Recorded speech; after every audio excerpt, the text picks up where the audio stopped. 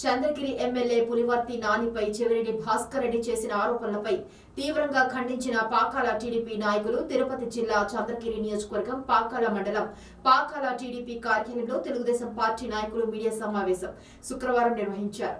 ఈ సందర్భంగా Pakala ZPTC నంగా Padmachareddy, convener Nagaraju Naidu, మందల వెంకటేష్ బాబు, చింకలమిట్ట చంద్రశేఖర్లు మాట్లాడుతూ గత 10 సంవత్సరాలలో చెవిరెడ్డి భాస్కర్ రెడ్డి ఎన్నో రకాలుగా టీడీపీ కార్యకర్తలను ఇబ్బందులు పెట్టారు.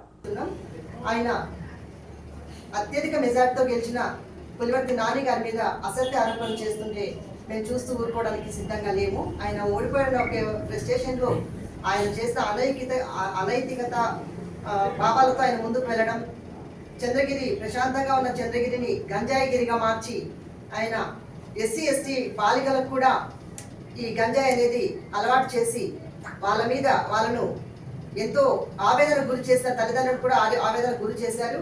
మరి ఈ దొంగ ఓట్ల మీద పులివర్తి దంపతులిద్దరూ సిట్ అధికారులను దర్యాప్తు కోసం తీసుకొస్తున్నారు. వాళ్ళ పోరాటం వల్ల సిట్ అధికారులు ఈరోజు మన నియోజకవర్గానికి